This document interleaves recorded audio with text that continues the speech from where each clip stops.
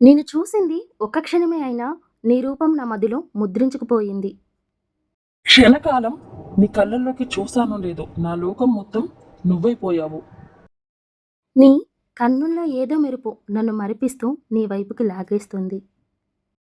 నీ కన్నులో ఏదో అయస్కాంతం ఉంది అనుకుంటా. అందుకే నేను చూసిన ఈ కళ్ళకి లోకమంతా కొత్తగానే కనిపిస్తుంది.